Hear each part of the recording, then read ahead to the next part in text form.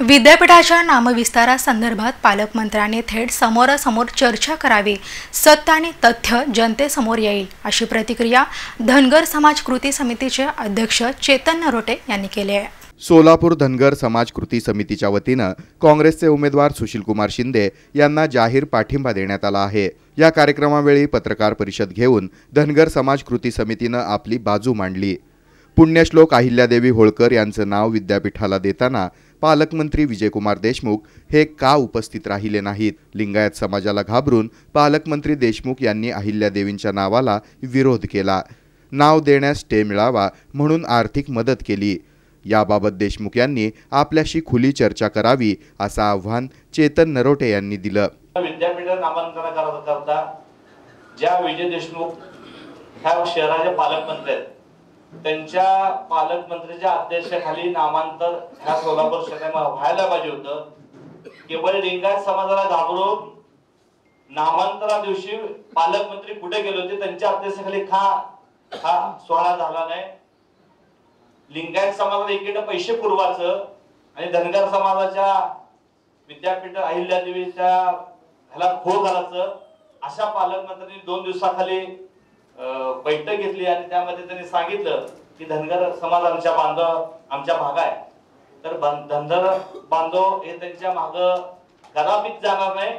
तुम्हाला लक्षात आलं असेल 2 तासामध्ये एवढे लोक या ठिकाणी येत आहेत आणि सगळे प्रमुख आहेत, ताकदीचे आहेत। धनगर समाजाचे नेते गोपीचंद पडळकर यांच्याबाबत समाजामध्ये सहानुभूती आहे।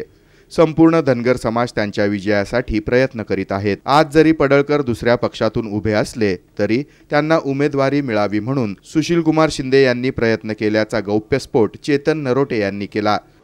त्या भारतीय जनता पार्टीच्या लोकांना धडा शिकवला पाहिजे। एकीकडे तुम्ही आरक्षण देत नाही, आरक्षण तर 5 वर्षात आम्हाला मिळालंच नाही, पण नामांतरासाठी ज्या पालकमंत्र्यांनी लिंगायत समाजाला पैसे घालून आमचा खो घालण्याचं काम केला, ह्याचा देखील या ठिकाणी जाहीर निषेध करतो। आणि सगळ्यांच्या आमचा एक दोघांचा निर्णय, राजसरगर असेल, वाक्षी असेल, बाळासाहेब शेळके असतील किंवा वसंतराव पाटील असतील किंवा आमचे बाळासाहेब पाटील असतील, आमचे महेश पाटील असतील, आमचे पेसे असतील, हे शहरातले सर्व प्रमुख लोक आहेत पदावर, कटरे असतील, तर ह्या सगळ्यांनी आम्हाला काल 30 लोकांनी सांगितलं की आपण काँग्रेस पक्षाला, शिंदे साहेबाला विकासाला या ठिकाणी प्राधान्य द्यावं, आणि त्यामुळे आज आम्ही सगळेजण मिळून जाहीर पाठिंबा समाजाच्या वतीनं शिंदे साहेबाला या ठिकाणी देत आहे। दरम्यान ज्येष्ठ नेते बाळासाहेब शेळके यांनी यावेळी बोलताना समस्त धनगर समाज शिंदे यांच्या पाठीशी असल्याचं सांगितलं। वंचित आघाडीनं धनगर समाजाची दिशाभूल केली आहे, तर दुसरीकडे भाजप ही धनगर समाजाला फसवत आहे। वंचित बहुजन आघाडीमुळे धनगर समाजाचा कोणताही फायदा होणार नाही, त्यामुळे राष्ट्रीय पक्ष असलेल्या काँग्रेससोबत धनगर समाज गेल्यास भविष्यातील प्रश्न सुटतील, असं शेळके यांनी स्पष्ट केलं। वंचित आघाडीमध्ये सांगितलं जातं धनगर समाजाला 7-8 लोकांना खासदारकीची उमेदवारी दिली, त्यामुळे धनगर समाज वंचित आघाडी बरोबर जावं, परंतु हे केवळ दिशाभूल करण्याचा प्रकार आहे। जिथं कोणी निवडून येत नाही अशा ठिकाणी उमेदवारी दिली तर काय अवस्था होणार आहे?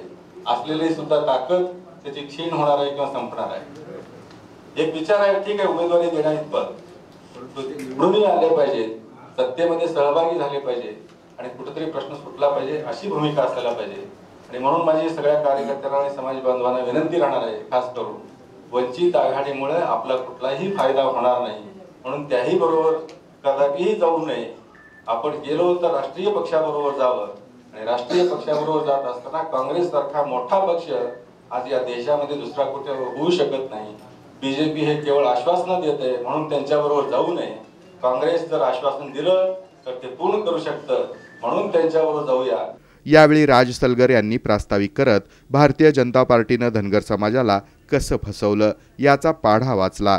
आपल्या मागण्या काय आहेत ते मागण्या आपण सरकारकडून मागणी करून असा एक दबाव गट तयार झाला आणि कित्येक जण येऊन मागणी केली। आपले छत्रपती बाळासाहेब शेळके असतील, आमच्याकडे मागणी केली की आम्हाला शिंदे साहेबांना पाठिंबा द्यायचा आहे, शिंदे साहेबांना अधिकृत उमेदवार धनगर समाजाचे पाठिंबा म्हणून आम्हाला घोषणा करायची, कुठं जमायचं, काय करायचं, कशा पद्धतीने काय करायचं, वेळ कमी राहिलाय, त्याच्यामुळे सगळ्या संघटनांना आणि सोलापूर शहरातल्या प्रत्येक घटकाला आपण इथं समाविष्ट करून एकत्र आणलेला आहे।